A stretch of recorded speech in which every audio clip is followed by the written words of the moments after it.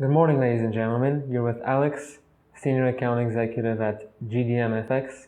This is today's European Session Outlook. We'll start with the North American markets, but today's highlight is definitely on Greece. There wasn't much happening in the US over the weekend, as all the movements caused on the US dollar were mainly due to the happenings in Greece. The Dow Jones opened with a 21 points downward gap and the Nasdaq with 57 points downward gap. The Dixie is up to 95.80 from 95.19, and today we'll be expecting the pending home sales month on month, year on year, as well as the Dallas Fed Manufacturing Business Index. All right, onto the EU markets. Greece shut its banks and imposed capital controls in a dead of night announcement designed to avert the collapse of its financial system as the country edges closer to an exit from the euro. The measures, which were announced just before 3 a.m. in Athens, limit daily cash withdrawals to 60 euros and ban payments and transfers abroad, according to the decree. Banks will be closed at least until July 6. The move followed a weekend of turmoil that started with Prime Minister Alexis Tsipras' shock announcement late Friday of a July 5th referendum on austerity measures demanded by the country's creditors, sending people rushing to line up at ATMs and gas stations. The risk of potential contagion if Greece leaves the euro spurred a 1.5% fall in the euro on Monday and sparked declines in Asian stocks.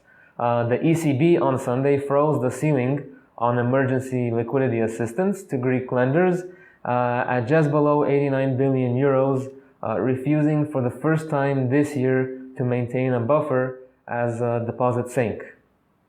The DAX 30, 42 points downward gap, CAC 40, 18 points downward gap. Euro USD had a gap of 130 pips down, it's 40 down on Friday and 60 up today. Today we expect the harmonized index of consumer prices year on year from Germany. Alright, on to the UK markets. Mark Carney had a speech on Friday. He has called for companies to disclose their carbon footprints to help investors make clearer decisions about whether or not to back them. The FTSE 100 had 67 points movement yesterday and closed at 66.93. 10-year gilt yields were at 2.187% yesterday. Today we'll be anticipating the consumer credit and mortgage approvals for May. The biggest mover was the GBP Australian dollar, 18 points up yesterday, 27 points range, 9 points down today.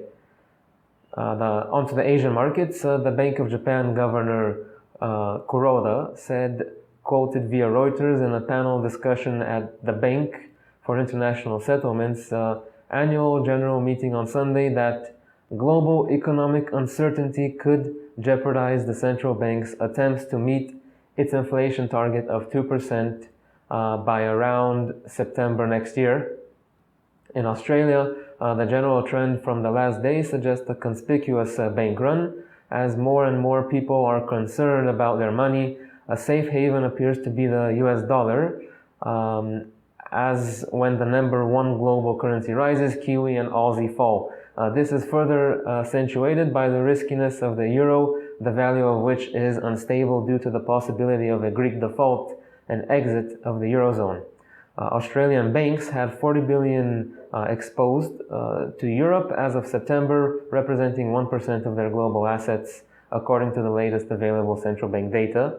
Retail trade year on year in Japan came out on Friday, 0.7% better than expected. Tomorrow morning we'll be expecting the Royal Bank of Australia Governor Glenn Stevens' speech. Alright, on to commodities. Gold prices jumped in Asia on Monday as investors reacted to the prospect of financial turmoil in Greece, spilling over to other countries and cuts in interest, deposit and cash reserve ratios by China at the weekend. Iran produced 2.8 million barrels of crude a day last month, about 1 million less than output before sanctions were imposed, a Bloomberg survey shows. The possibility that Iran may strike a deal with Western powers to end economic sanctions has been capping gains in oil as a resumption of Iranian crude exports would exacerbate a global oversupply. Negotiators face a June 30th deadline for the deal. Further downside is seen on the back of speculation of output increase. Gold had a range of $10, trading at $11.8440 now. Silver had a range of 40 cents at $15.93 now. Crude had $1.20 range at $58.60 now, and natural gas is trading at $2.71 at the moment with a range of 10 cents. All right, thank you everybody. This was today's European Session Outlook. We'll see you again next time. Goodbye.